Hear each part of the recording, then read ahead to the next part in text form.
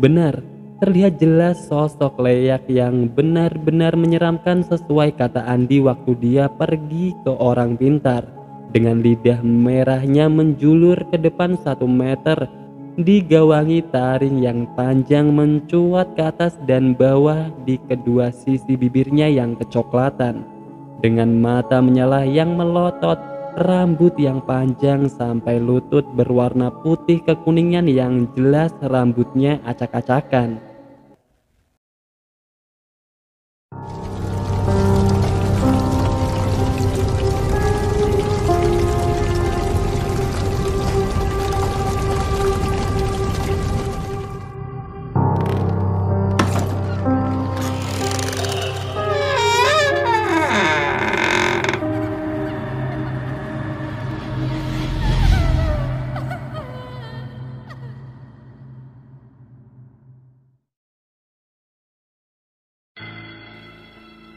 Assalamualaikum warahmatullahi wabarakatuh.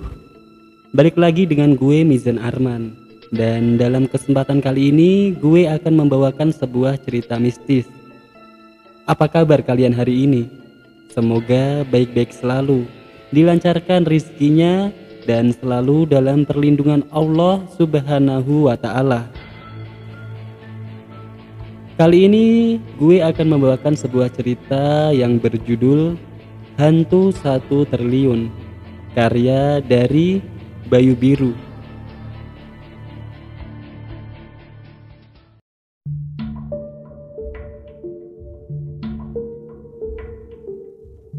Sungai yang jernih ini dan ladang yang hijau adalah bagian dari hidupku dan sumber mata pencaharianku. Sebagian besar kuhabiskan umurku di tempat kelahiran sampai saat ini. Aku sendiri terlahir dari keluarga sederhana, amat teramat sederhana, dan alhamdulillah bahagia tentunya. Tempat tinggalku dari dahulu sampai sekarang di daerah bekas ibu kota kerajaan Majapahit. Sebut saja namaku Umar, pria berumur 30-an tahun. Aku sekarang sudah berkeluarga dan mempunyai 2 orang putra yang sedang beranjak menuju kedewasaannya. Aku sendiri hidup waktu itu sangat sederhana dan apa adanya. Pekerjaanku sehari-hari mencari ikan di sungai, sesekali bertani di sawah peninggalan orang tuaku. Ya, bisa dibayangkan sendiri kehidupan di desa. Semua serba terbatas, tapi tidak membatasi kebahagiaannya. Istriku yang cantik dan setia tiap hari membantuku di pasar di waktu petang hari untuk menjajakan hasil dari jerih payahku seharian di sungai dan ladang, demi untuk menyambung hidup dan kebutuhan sehari-hari. Karena aku sendiri hanya berpendidikan formal tidak tinggi, maka untuk cari kerja yang bagus juga susah. Hal itu sudah menjadi masalah yang biasa di lingkungan masyarakat kita saat ini. Akan tetapi kehidupan desa sangat mendukungku karena bisa hidup seadanya ditambah suasana nyaman, tenang, jauh dari ambisi dan kebisingan kota, membuat kami merasa cukup dan nyaman. Inilah kehidupanku sekarang. Aku dulu pernah belajar sedikit ilmu agama saat masih bujang, dan aku mempunyai beberapa guru yang berada di Jawa Tengah dan Jawa Barat. Akan tetapi sekarang sudah meninggal semua dikarenakan faktor usia. Mungkin ilmu ini akan menjadi bekal ke depan merubah kehidupanku. Kata bapak dan emakku dulu, aku terlahir sebagai anak istimewa waktu masih kecil. Tapi aku tak pernah menghiraukan semboyan itu. Aku hanya berpikir selama itu hanya pendapat mereka. Toh aku juga merasa biasa-biasa saja saat itu dan tidak ada yang istimewa juga dari diriku. Semboyan orang tuaku mulai terbukti dikala menjelang umur 17 tahun. Panca indraku banyak yang aneh. Sebelumnya hitan mulai nampak dan terasa tapi masih samar-samar. Dan tepat di usia 17 tahun, aku bisa melihat, merasakan, mendengar dengan jelas hal-hal yang aneh, yaitu makhluk dunia lain. Kemampuan ini makin terasa ketika aku bertemu dengan salah satu guru yang membimbingku selama ini sampai beliau wafat. Tapi hal semacam ini kuabaikan saja, dan saat ini aku hanya fokus ke kehidupan nyata saja. Dunia perdemitan semacam itu sudah lama kutinggalkan karena tuntutan ekonomi dan keluarga. Aku berpikir dunia semacam itu hanya untuk main-main saja, tidak bisa dipakai untuk mengais rezeki. Selama ini aku hanya fokus kerja di bidangku. Sampai akhirnya dengan hasil kerja keras dan penuh dengan kesabaran mulai membuahkan hasil. Di tahun 2012 aku berhasil membangun gubuk kecil di tanah peninggalan orang tuaku dulu. Impian besar dari keluarga kecil kami yang sederhana. Rumah itu cukup untuk berteduh di kala terik matahari dan berlindung di kala hujan tiba.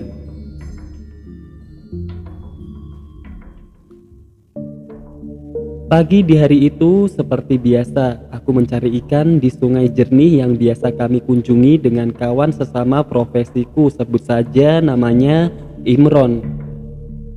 Seperti biasa waktu mencari ikan, HP dan peralatan yang lain-lain kami tinggal di atas tanggul sungai.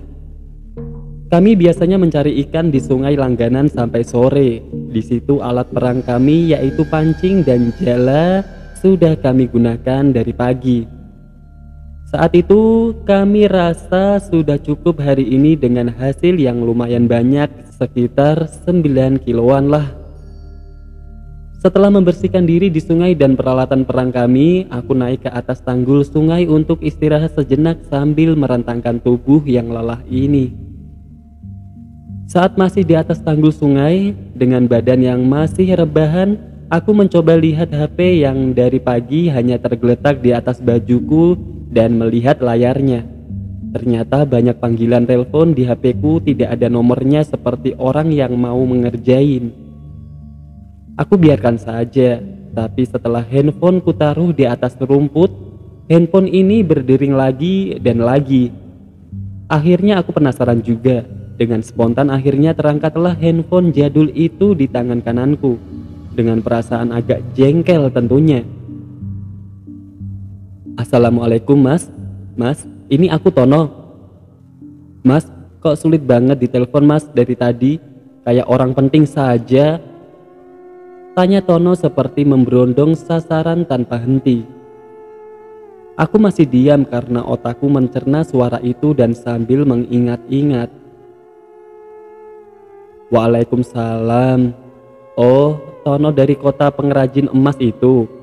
Aku dari tadi masih di sungai lagi kerja, Oon. Siang waktunya kerja. Emang kamu kagak kerja? Sambungku kepada Tono.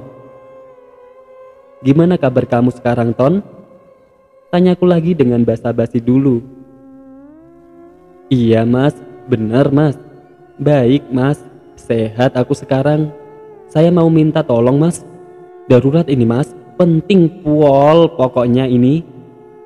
Nadanya sudah kelihatan bingung dan panik dengan nada cepat. Jawab Tono dengan intonasi cepat. Oke, ada apa Ton? Tenang dulu kayak dikejar setan aja. Tenang dulu napa? Kataku menghentikan ocehannya dalam telepon genggam. Mas, beneran ini mas ada orang lagi kesurupan. Katanya semakin panik. Lah kamu kan juga bisa Ton. Kamu juga kan pernah belajar agama. Kataku sambil berpikir akan kejadian yang dialami Tono saat itu. Gak bisa mas, ini bukan levelku. Beneran mas, ini berat mas. Kata Tono yang tambah bikin aku penasaran. Emang tiang listrik pakai berat segitunya? Godaku kepada Tono untuk menghilangkan ketegangan di lokasi yang tidak aku ketahui. Pikiranku diselimuti rasa penasaran. Ini anak ada apa ya? Tiba-tiba telepon gak jelas kayak gitu. Kok sampai segitunya? Padahal Tono dulu hebat untuk masalah beginian. Aku sebenarnya pengen hidup tenang dan berhenti dari dunia perdemitan. Ini malah tiba-tiba minta tolong ginian. Mau nolong sudah berhenti bergelut di dunia begituan. Nggak nolong juga takut dosa. Tono juga teman dekatku. Bingung jadinya waktu itu. Oh ya sudah Ton, tolong kamu kasih teleponnya sama orangnya, biar aku bicara sebentar. Lah gila apa mas ini? Orang kesurupan suruh angkat telepon mas? Katanya setengah marah dan jengkel. Turutin kataku geblek. Mau ditolong apa kagak kawan kau itu? Tanyaku setengah membentak. Ya udah mas, ya udah. Ini, jawab Tono sambil memberikan HP-nya ke kawannya. Ganti sosok suara serak dan berat yang terdengar. Suara parau yang tidak jelas. Kamu jangan ganggu orang. Sudah, pergi sana. Bentakku pelan di HP-ku. Tut, tut, tut. Tiba-tiba telepon terputus. Ada pulsa Tono habis tuh kelihatannya. Aku biarin, emang aku pikirin kalau butuh pasti telepon lagi. Tak lama kemudian, belum sampai mau ngajak Imron beresin ikan tangkapan yang kita peroleh, HP-ku sudah panggil-panggil lagi. Kalau bukan kamu Ton, sudah aku jitak kepalamu. Dari tadi ganggu aja orang lagi cari ikan. Halo Ton, ada apaan lagi? Mas, orangnya pingsan. Katanya dengan semangat ketakutan dan panik. Biarin saja, ntar bangun sendiri. Mas apain, kok bisa kayak gitu? Apa pean rayu atau marahin hantunya? Tanya Tono penasaran. Enggak aku apa-apain Tono, cuman tak bilangin jangan ganggu aja. Wah ini bocah kepo mulu, tapi tumben dia bertingkah kayak begini. Seumur-umur aku tidak pernah lihat dia bertingkah seperti ini. Mas Umar kapan kamu di rumah mas? Tiap hari di rumah Tono, tapi sore. Kan kamu tahu sendiri aku kerjanya apa. Kamu niat ngejek apa nyindir? Tanyaku agak sensi. Maklum Tono sekarang sudah berhasil hidupnya dengan ekonomi yang cukup mapan dan sukses. Padahal dulu aku dan Tono berangkat belajar agama dari orang yang biasa saja dan dari keluarga yang kelewat sederhana. Gak gitu mas, aku pengen ngajak orangnya ke rumah mas, biar mas beresin masalahnya. Tinta Tono lagi dengan nada memohon penuh harap. Aduh Ton, aku kan pernah bilang, aku sudah berhenti dari yang namanya gituan. Aku juga sudah janji sama bini dan anakku. Masalahku juga sudah banyak, jangan ditambah lagi terus Ton. Kapan aku bisa hidup tenang kalau begini terus? Kataku mencoba menolak dengan halus. Ayolah mas, kali ini saja, kata Tono memelas. Ayolah mas, nanti tak kasih uang banyak. Anggap saja gaji 1 bulan mas. Beneran ya? Jangan bohong lagi kamu. Awas kamu bohong lagi, aku sumpahin hidup kamu susah seumur hidup dan gak laku kawin. Ancamku dengan dasar menggoda Tono. Iya mas, bener, aku gak bohong. Sumpah? Ya elah, pakai nyumpahin segala mas. Ya sudah, kalau begitu 5 hari lagi kamu datang ke rumahku ya. Sorean saja dodol, habis asar.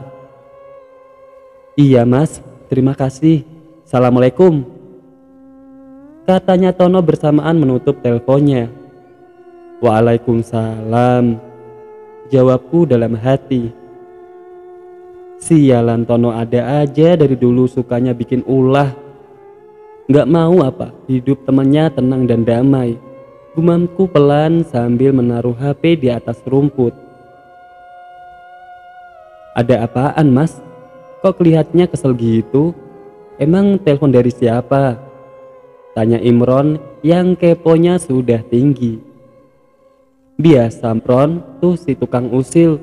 Tono dari kota pengrajin emas ada-ada saja ulahnya dari dulu.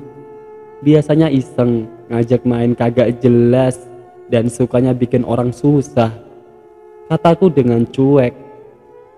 Oh gitu Thomas, si Tono lagi. Ya udah, ayo Pron, kita pulang. Bagian ikanku udah kan? Tanyaku. Iya mas, udah. Biasa aku kalau nyari ikan sama si Imron dijadikan satu wadah dulu, kalau mau pulang baru dibagi rata dan dibungkus pakai kantong plastik besar per orang. Seiring berjalannya waktu, hari tetap berputar. Ternyata benar di hari kelima Tono datang. Waktu itu aku masih ingat di hari Rabu. Aku yang pada waktu itu duduk-duduk teras sambil merawat tanaman yang ada di depan rumah sedang asik-asiknya. Pandanganku menoleh ke depan. Kulihat kendaraan sedan mewah bermerek Eropa berhenti tepat di depan rumahku. Kendaraan yang jarang ditumpangi oleh orang-orang biasa. Karena selama yang aku tahu hanya orang yang benar-benar mampu saja yang bisa beli kendaraan kayak gini. Sempat terpikir, masa Tono sudah begitu tajirnya ya? Kan lama juga tidak bertemu dengan manusia usil itu. Sore yang cerah hari Rabu itu, hembusan anginnya pun berjalan dengan melambai-lambaikan dedaunan depan rumahku. Cahaya kehidupan dari matahari juga semakin meredupkan sinarnya. Masih kuamati dari jauh yang keluar dari mobil hitam itu ada 5 orang. Pertama Tono temanku yang super usil. Dan yang kedua pria yang berpakaian biasa yang tidak aku kenal. Ketiga dan keempat pria juga dengan badan yang tegap dengan rambut cepak. Yang terakhir seorang cewek bule berbaju merah lengan panjang, memakai jeans warna gelap, kulit putih pastinya. Rambutnya yang juga berwarna kemerahan digerai sebahu. Badan agak tambun sedikit, tapi dengan tinggi 175 cm. Cukuplah untuk ukuran cewek Eropa. Wih, mimpi apa aku semalam? Ada tamu bule dan didampingi 4 orang kayak gini ya. Bawa kendaraan mewah pula.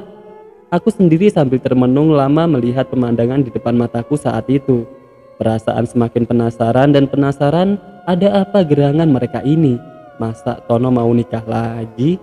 Atau udah hamilin cewek itu ya? Aku disuruh jadi walinya. Semua pertanyaan mulai timbul dalam hati.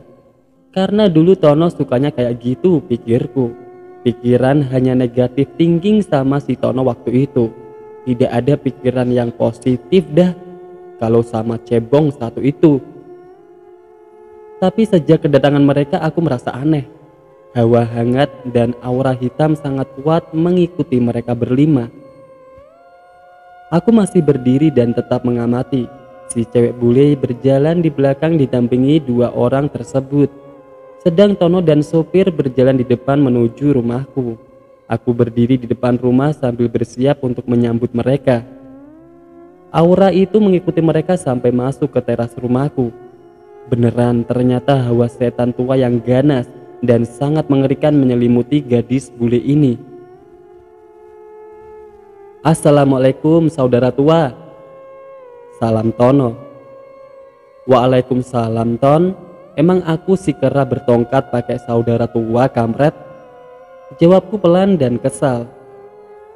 Ayo masuk-masuk dulu semuanya. Nggak enak dilihat tetangga. Biasanya kan para tetanggaku pada kepo akut kalau ada orang aneh di lingkungan sekitar. Maklum namanya orang kampung. Kataku kepada rombongan Tono ini. Tono dan kawan-kawan pun masuk semua ke ruang tamuku. Di rumah yang sangat sederhana. Rumahku yang baru selesai dibangun belum seminggu. Masih menyisakan bau adonan bahan bangunan masih tercium sangat kuat. Satu persatu tamuku mulai duduk lesehan. Maklum, aku masih belum punya apa-apa kala itu. Kursi dan perabot banyak yang belum mengisi rumah. Hanya tikar dari plastik warna hijau muda yang terhampar di ruang tamu. Karena rumah masih beralas tanah jadi masih diakali tikar plastik. Sambil mempersilahkan mereka duduk, aku masuk ke dalam rumah bikin minuman untuk para tamu yang aneh ini. Beberapa menit kemudian, aku keluar membawa nampan berisi kopi dan teh serta cemilan sisa lebaran. Selanjutnya, aku menyuguhkan hidangan itu selayaknya hamba kepada rajanya. Maklum masih miskin dan hidup susah. Di ruang tamu, Tono duduk berhadapan denganku, sedang sebelah kanannya kelihatan tadi sopir dari rombongan ini. Sedang cewek bule tersebut ada di sebelah samping kiriku, didampingi dua pria yang berpakaian batik. Setelah kami semua duduk, tak lupa aku mempersilahkan untuk menikmati hidangan yang aku suguhkan. Mari mas, mbak, dimakan. Semua tamu ini hanya bertampang sedih dan bermuka lelah. Pria di sebelah Tono langsung memulai minum teh yang berada di gelas. Lalu semua mengikuti kegiatan pria itu. Tapi untuk gadis bule ini hanya diam dengan wajah pucat. Sejenak menikmati hidangan, Tono memulai pembicaraan. Mas, sebelah saya ini namanya Mas Andi, ajudan dan juga orang kepercayaan kakek neneknya mbak itu, kata Tono sambil menunjuk cewek bule yang berada di sampingku, diiringi anggukan kepala dan senyum tipis Andi. Dan itu yang di tengah namanya Mbak Ane. Untuk di samping kanan kirinya itu bodyguardnya Mbak Ane, kata Tono lagi sambil menunjuk Ane dengan jari telunjuknya. Kedua bodyguardnya hanya mengangguk sedangkan Ane sendiri hanya diam dengan tatapan kosong. Mbak Ane ini dari Eropa loh mas, kata Tono meyakinkanku. Iya Ton, jawabku yang dingin. Dengan cepat aku mengambil suasana di ruang tamuku seraya memperkenalkan diri daripada Tono ngomong kepedean tidak jelas. Mas, mbak, saya namanya Umar, kataku pelan sedang memperkenalkan diri. Kira-kira ada masalah apa ya mas? Dan apa yang terjadi dengan semua ini? Waktu itu suasananya Tono dan Mas Andi saling berpandangan, memainkan kode untuk siapa yang pantas menjelaskan semua ini. Dengan sigap, Mas Andi langsung mengambil alih suasana di ruang tamu. Baik Mas Umar, biar saya yang jelaskan dulu apa yang terjadi dengan kami, kata Andi dengan tenang menatapku. Begini mas, ini berawal dari perjalanan Mbak Ane yang berlibur di beberapa pulau wisata yang berada di Indonesia di pertengahan tahun, tepatnya yang ada di timur Pulau Jawa. Di akhir waktu liburan mau pulang kembali ke Eropa, Mbak Ane secara tiba-tiba menghilang secara misterius selama 1 minggu. Pertama setelah saya tahu dia hilang, saya berusaha menanyakan kepada teman-temannya yang masih di Indonesia, pegawai dan satpam tempat menginap Ane. Tapi dari semua itu jawabannya adalah nihil. Waktu itu saya bingung mencari kesana kemari selama 1 minggu dengan berkeliling di pulau itu. Akhirnya saya putuskan meminta bantuan dari pihak berwajib dan beberapa kenalan dari saya. Alhamdulillah di hari ke-7 Mbak Ana ketemu di suatu tempat mas. Maaf mas, untuk tempat ini saya tidak bisa sebutkan tempatnya ke Mas Umar. Aku sendiri hanya diam dan menganggukkan kepala saja setelah mendengar perkataan dari Andi. Aku mencoba untuk menghargai privasinya dan menghormatinya. Perasaan senang waktu itu mas bagi saya. Setelah saya menemukan Mbak Ane, setelah saya berjibaku dengan waktu untuk pencarian selama 1 minggu itu. Bagai mencari jarum dalam jerami rasanya mas. Tapi setelah penemuan Mbak Ane yang pertama itu ada yang aneh dengan kondisi Mbak Ane. Saat itu Ane pertama kali datang terlihat ceria dan berpakaian modis. Tapi waktu saya temukan pertama kali sejak ia menghilang, kondisinya seperti kosong, tampak aut-autan. Maaf, dia seperti gelandangan. Terus gimana selanjutnya mas? Tanyaku dengan menghela penjelasan Mas Andi. Akhirnya setelah ketemu Ane, saya langsung bawa pulang ke hotel di mana Mbak Ane menginap selama ini. Waktu saya bawa kembali ke hotel pertama kali, tidak ada yang aneh. Akan tetapi waktu menjelang malam tiba-tiba Mbak Ane diam sambil mengingat kejadian yang membuat dirinya sedih saat di hotel. Yang sebelumnya duduk dengan tatapan kosong bangkit berdiri dengan mata melotot, lidah dijulurkan, dan kedua tangannya bergerak seperti orang menari. Dari situlah saya mulai ketakutan, bingung dan panik. Sontak setelah melihat kejadian itu, saya berdiri dan lari secepat kilat keluar kamar. Sambil berlari mencari bantuan ke pihak keamanan hotel, saya bertanya dalam hati apa yang terjadi selama Mbak Ana hilang selama 1 minggu ini. Apa saja yang dilakukan? Kejadian itu kapan, Mas? Tanyaku lagi-lagi dengan penasaran memotong ceritanya. 2 tahun yang lalu, Mas. Jawab Mas Andi dengan pasrah dan muka sedih. Suasana di ruang tamu seketika hening. Aku pun terdiam memikirkan apa yang terjadi di dalam gadis bule cantik ini. Terus gimana lagi, Mas? Tanyaku dengan nada pelan kepada Mas Andi sambil mencerna kisahnya waktu itu. Sehabis kejadian di hotel itu, saya bawa periksa Mbak Ana ke rumah sakit dengan meminta bantuan security hotel. Saya sendiri kan gak kuat, Mas. Badan Mbak Ana juga gede gitu. Setelah saya periksakan ke salah satu rumah sakit terbaik di pulau itu, jawaban dokter sungguh membuat saya kecewa. Karena jawabannya adalah untuk kondisi Ana sehat dan baik-baik saja. Dia hanya kelelahan saja. Dengan tenang jawaban itu keluar dari mulut dokter muda itu. Masa, Mas, ada orang tingkah berubah secara aneh dan tiba-tiba kok dibilang sehat hanya kecapean? Dalam hati waktu itu penuh curiga dan tak terima atas persepsi dokter muda itu. Dari jawaban di rumah sakit pertama, saya memutuskan untuk pindah berobat ke rumah sakit lain dengan rekomendasi resepsionis di rumah sakit pertama tadi. Dan lagi-lagi jawaban yang saya dapat sama dari rumah sakit kedua, ketiga, dan seterusnya di pulau itu. Hanya kecapean. Sampai akhirnya saya bawa ke rumah sakit di Pulau Jawa, Mas. Karena saya beranggapan rumah sakit di Jawa lebih baik. Tapi saya lagi-lagi kecewa, Mas. Karena hasilnya pun sama dengan rumah sakit di pulau sebelumnya. Sebenarnya saya juga sempat kepikiran, Mas, untuk membawa Mbak Ana ke orang pintar di sana. Tapi namanya orang bule, Mas. Masa percaya sama sebangsa tahayul, klinik, dan ilmu gituan?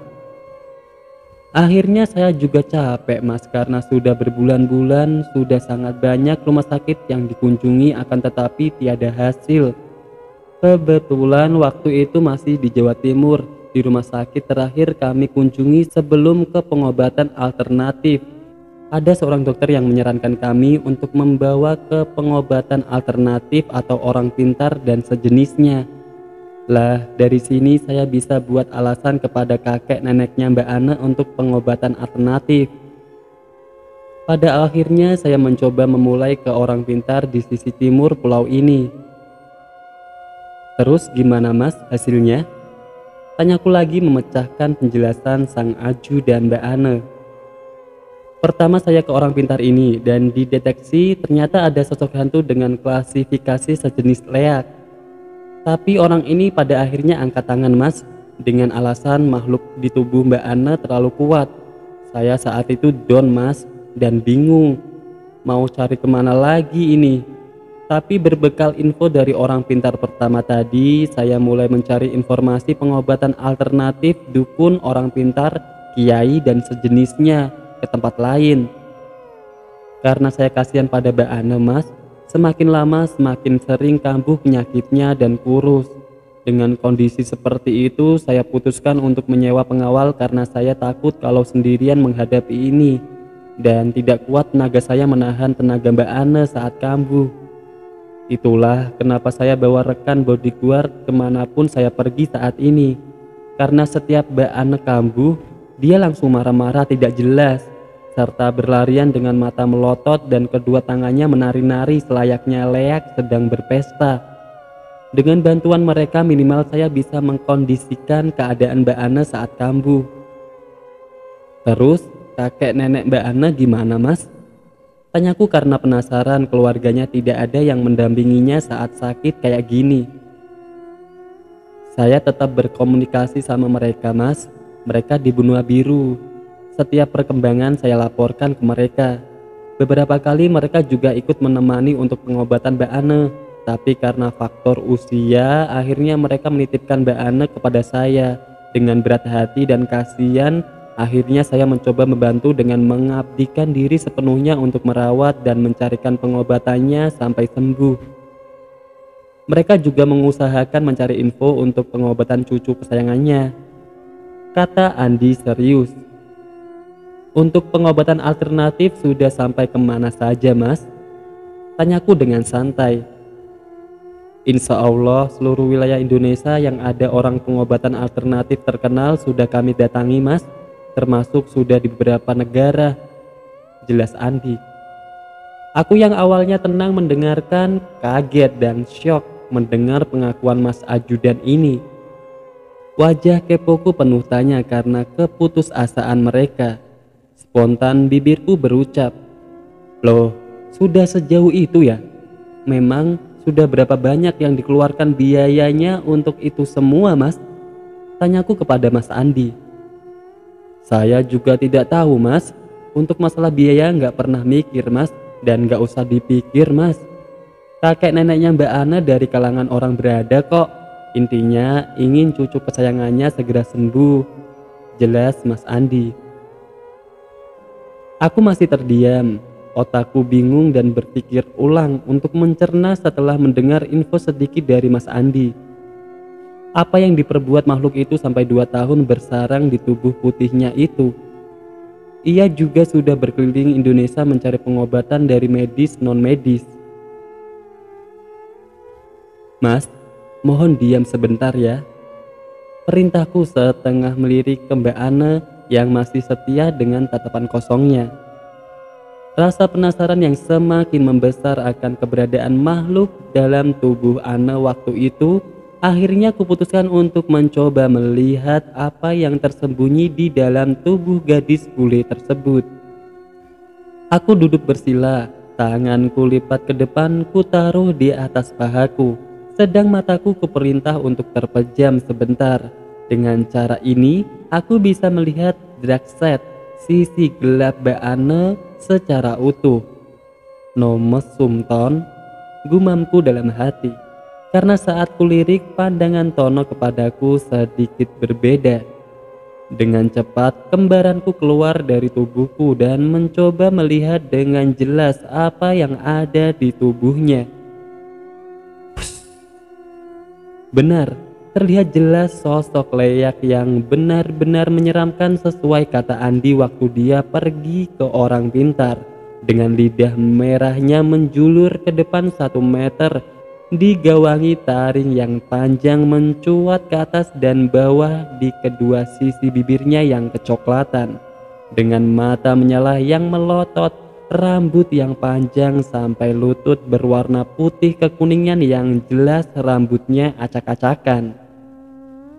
Tangan dan kakinya ditumbuhi kuku yang panjang kuning kehitaman. Badannya sebagian ditutupi kain motif hitam putih kotak-kotak diikat kain merah di pinggangnya. Sangat mengerikan sekali makhluk ini waktu aku melihat dengan jelas. Aku hanya bisa geleng-geleng kepala. Pertama ku coba interaksi dengan melambaikan tangan dan ucap salam untuk menyapanya baik-baik berulang kali. Akan tetapi Leyak ini tidak merespon, hanya diam dengan raut wajah dipenuhi kebencian dan kemarahan yang terlihat. Saat ku amati lebih lama, jenis Leyak ini terlihat sangat tua umurnya dan berilmu tinggi. Terbesit dalam otakku untuk menganalisa asal-usulnya serta apa kelemahan makhluk ini. Akhirnya kuputuskan kembali ke ragaku yang sedang terjaga. Nanti saja biar ku buat PR untukku sendiri saat tamuku sudah pulang. Seketika aku membuka mata, masih dengan suasana hening di ruang tamu. Terlihat posisi mereka berlima masih dalam keadaan yang sama saat ku tinggal tadi. Dan saat itu juga langsung ku sampaikan hasil pengamatan singkatku tadi. Jadi begini Mas Andi, Memang benar apa yang ada dalam tubuh Mbak Ane ini adalah leak. Leak yang sangat kuno dan kuat. Tapi sabar, saya akan mencoba mencari petunjuk dan jalan keluar akan masalah ini. Terangku kepada Mas Andi bersama yang lain di ruang tamuku. Kira-kira untuk proses penyembuhan bisa sampai berapa kali Mas? Atau berapa bulan Mas? Tanya Mas Andi kepadaku. Saya usahakan saja Mas. Saya juga tidak berjanji akan keberhasilan saya dalam pengobatan ini. Karena saya manusia biasa, bukan dewa juga bukan sang pencipta. Saya hanya manusia biasa yang berusaha semampu saya. Kataku dengan pasrah sambil mengingat leak yang kuat tadi. Asem Tono ini kasih kerjaan berat amat. Mustahil kalau mustinya kayak gini. Sambil berpikir, aku mengambil rokok dan langsung menyulutnya dengan korek api di depanku. Secara sudah banyak rumah sakit, dukun, kiai, indigo, orang pintar, dan sejenisnya selama ini belum ada yang berhasil eksekusi leak di dalam tubuh Ane selama 2 tahun ini. Saya mohon Mas, bener Mas, saya sudah hampir putus asa untuk mencari pengobatan untuk Mbak Ane. Mudah-mudahan sama Mas Umar ada hasil. Ujar Andi memelas. Iya Mas, doakan saja ya. Jawabku singkat. Begini Mas Umar, saya kasih info ke Mas Umar. Sejak kejadian sakitnya Mbak Ane ini terjadi kebuntuan dari pengobatan medis. Akhirnya kakek dan nenek Mbak Ane memutuskan membuat sayembara. Kira-kira 1,5 tahun yang lalu lah Mas. Sayembara itu isinya ialah bagi siapa saja yang bisa menyembuhkan cucu kesayangannya akan diberi imbalan 1 triliun. Kata Mas Andi dengan nada merayu untuk meyakinkan aku. Hal ini juga sudah diketahui banyak khalayak umum Mas, mulai dari berbagai kalangan, karena saya sendiri juga menyebarkan sayembara ini. 1 triliun? Yang bener Mas, kataku dengan nada kaget dan tubuhku mulai bergetar. Maklum waktu itu aku benar-benar berhenti dari dunia semacam itu. Jadi informasi apapun mengenai sayembara apapun udah nggak tahu karena udah benar-benar ingin menjalani hidup normal. Dan jelas kagetlah saya saat Andi bilang 1 triliun. Pegang uang 100.000 saja jarang-jarang karena dibawa sama bendahara negara. Rokok juga masih ngelinting beli tembakau kiloan sama papernya. Tapi untungnya masih tetap bisa bahagia. Bener Mas, jawab Mas Andi sambil mengeluarkan cek berwarna biru muda. Kata temanku yang juga tetanggaku yang kerja di bank saat kuperlihatkan dokumen yang sempat kufoto, itu adalah cek khas milik bank yang ditempati kerja. Ia juga memastikan bahwa cek beserta dokumen itu asli. Tertulis atas nama Ane Van Persie, ditunjukkan untuk nama pemenang sayembara. Masih kosong beserta tanggal yang belum diisi. Hibah, kata yang memudahkan untuk kirim uang dalam jumlah besar.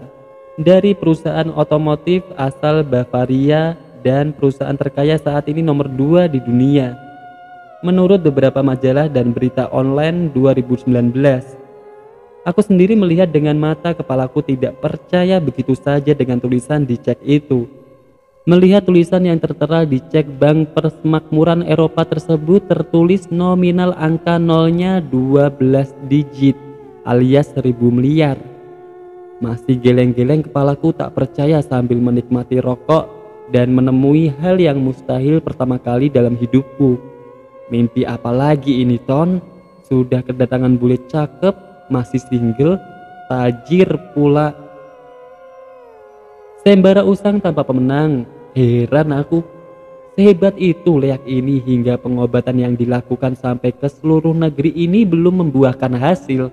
Dan mulai saat itu aku sudah berniat dengan segala cara akan membereskan masalah ini sesuai janjiku kepada Tono, kawan usilku sejak muda. Mas, siapa sebenarnya Mbak Ane ini? Kok kaya amat sampai segitunya kakek neneknya? Tanyaku masih penasaran. Sebenarnya kakek nenek Mbak Ana ini adalah salah satu pemilik perusahaan otomotif terkenal di Eropa sana. Kalau uang yang dibuat sayembara itu sebenarnya tidak seberapa dengan harta dan aset yang dimilikinya saat ini. Mereka lebih sayang kepada Mbak Ana selaku cucu kesayangannya dan penerus usaha keluarga tersebut karena orang tua Mbak Ana sendiri sudah tidak ada. Mungkin nanti hadiah yang diberikan akan ditambah jika dirasa Mas Umar bisa berhasil menyembuhkan Mbak Ana. Jadi nilai sayembara itu tinggi karena selama ini belum ketemu obatnya gitu Thomas. Betul mas, jawabnya singkat. Gila, leyak semacam ini bernilai amat tinggi. Benar-benar harta sudah tak berharga lagi waktu itu. Tapi kalau posisiku jadi kakek Ana, aku juga pasti akan melakukan hal yang sama. Hal ini mungkin juga semua orang di dunia juga akan melakukan hal yang sama kepada anak dan cucunya ya, jika keadaan sudah seperti ini. Mataku melirik ke Tono yang bengong lihat aku ngobrol dengan Andi. Aku juga penasaran sebelumnya, Tono sudah ngapain aja selama ini dengan si anak ini. Tong, jangan ngelamun. Kamu kemarin sudah apain aja Mbak Ana ini? Maklum Tono rada mesum orangnya, kataku setengah curiga. Nggak aku apa-apain Mar, aku pertama ketemu sudah langsung coba obatin pakai caraku. Nggak tega juga lihat si Ana udah lama kayak gitu. Terang Tono yang sok suci. Dasar cabul kamu Ton. Oke, kalau begitu sementara aku percaya. Tapi awas kalau beda yang sama kamu omongin barusan. Apalagi kalau kamu ambil kesempatan dalam kesusahan. Nadaku setengah mengancam Tono dengan usil. Aku lihat Andi dan kedua bodyguardnya hanya senyum melihat ancamanku ke Tono. Ayo Mar, kamu bunuh setan yang di tubuh Ana tuh. Soalnya kemarin aku coba dengan caraku, aku hampir mati dibuatnya, kata Tono dengan dendam membara saat ritualnya dipecundangi leak sialan ini. Iya Ton, aku juga udah banyak yang lupa untuk ritual kayak gini. Aku coba ingat-ingat bentar ya. Godaku ke Tono sambil senyum. Asem sampian iki mas, mesti gitu dari dulu sama aku. Iya mas, nanti tak kasih hak sampean. Tapi nanti kalau mau pulang, kata Tono dengan kesal. Iya Ton, lagian kamu sih Ton dari dulu suka ngerjain aku. Salah sendiri kalau sekarang ada yang bales, kataku yang cuek. Iya Mas Umar ganteng, aku selama ini banyak salah sama Mas, katanya yang memelas. Tiba-tiba suara Tono meninggi marah. Ayo Mas cepetan, tuh orang sakit jangan bercanda mulu, ntar setannya makan kita semua. Aku hanya senyum-senyum melihat tingkah Tono aslinya keluar. Kena kamu aku kerjain. Habis ini jangan harap bisa enak-enak kamu Ton. Aku sudah kesel kamu kerjain. Terakhir ikan tangkapanku habis dari sungai kamu tega embat juga semuanya. Emang teman satu ini lucu tapi super jahil. Iya Ton sabar. Aku ambil wudhu dulu. Aku pun bergegas keluar dari rumahku untuk berwudu di musola depan rumahku.